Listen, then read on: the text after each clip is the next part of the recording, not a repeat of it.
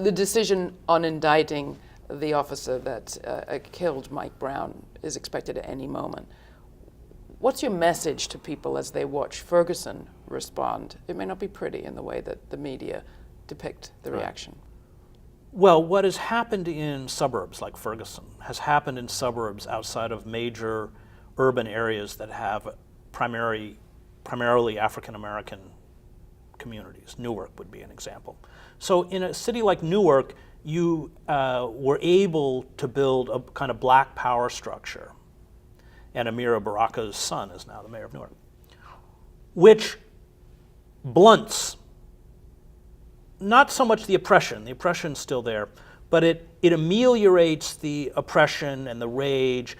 It acts the way the old liberal class does to give a small kind of safety valve.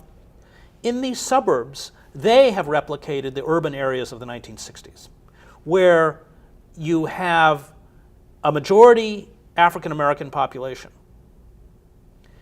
And we see this outside of places like Newark.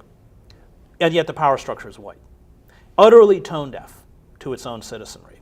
And because of the so-called war on drugs and the corruption within the legal system, police officers in America can commit acts of murder against unarmed citizens and never have any kind of, there are never any consequences. There are no ramifications for committing murder. It happens almost, I don't want to say every day, but certainly every week in this country. And so the Michael Brown thing is just this long accumulation of black families watching black men being slaughtered, unarmed black men being slaughtered in their streets. And it looks like this grand jury is going to let this cop go.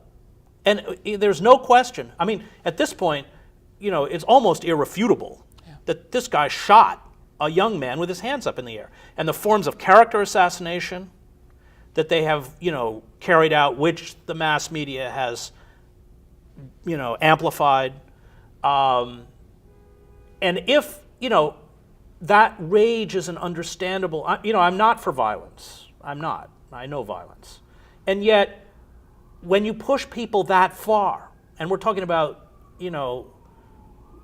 the terror, really, the terror that is visited on these communities. If you have a son, you're an African-American family, you have a teenage son, and he's not home at 11, you start to wonder if he's been shot. Or your daughter. Or your daughter.